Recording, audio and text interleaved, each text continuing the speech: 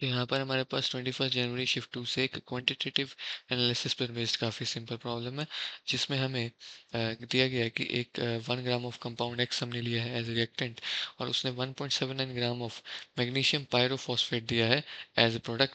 तो हमें परसेंटेज निकालनी है फॉस्फोरस की इन कंपाउंड एक्स, और हमें गिवन मोलर मासेस हैं यहाँ पर ओ 16 mg 24 p 31। तो अगर हम सिंपली इसे स्टार्ट करें bye calculating molar mass of magnesium pyrophosphate, पहली बात तो हमें मैग्नीशियम पायरोफॉस्फेट का केमिकल फार्मूला पता होना चाहिए, दैट इज Mg2p2O7। और अगर मैं इसका मोलर मास कैलकुलेट करना चाहूँ तो मैं काफ़ी इजीली कैलकुलेट कर सकता हूँ। It is molar mass is equal to nothing but since we have 2 magnesium, so 2 into 24 plus we have 2 phosphorus, so 2 into 31 plus we have 7 of oxygen, so 7 into 16। और इसका टोटल करने पर हमें मिल जाता है यहाँ पर 222 ग्राम्स पर मोल। तो this is our molar mass of Mg2p2O7, that is magnesium pyrophosphate. वहीं अगर मैं इसमें सिर्फ फॉस्फोरस का मास निकालना चाहूँ तो वो भी मैं ऐसा काफ़ी आसानी से निकाल सकता हूँ। For phosphorus that is molar mass of P is nothing but 2 into 31, that is 62 grams per mole, right? तो काफ़ी इजीली हमें पता चल रहा है यहाँ पर देख के कि 62 grams of P is present in 222 grams of Mg2p2O7।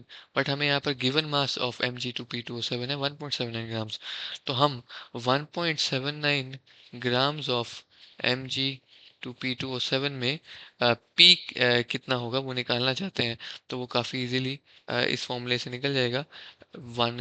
Sorry, इसमें बन जाएगा यस 62/222 ग्राम्स ऑफ पी है 1 ग्राम Mg2p2O7 में। तो अगर मुझे 1.79 में निकालना है तो मैं इस वैल्यू से उसे मल्टीप्लाई कर दूंगा, दैट इज 1.79 इंटू 62/222। इसे सॉल्व आउट करने पर हमें बेसिकली आंसर मिल जाता है 0.499 ग्राम्स। तो ये फॉस्फोरस का अमाउंट है जो हमें एज प्रोडक्ट मिल रहा है। 1.79 ग्राम्स में से 0.499 ग्राम्स फॉस्फोरस मिल रही है।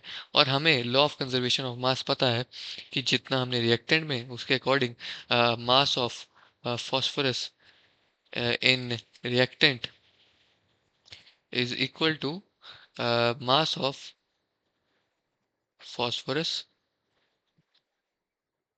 इन प्रोडक्ट।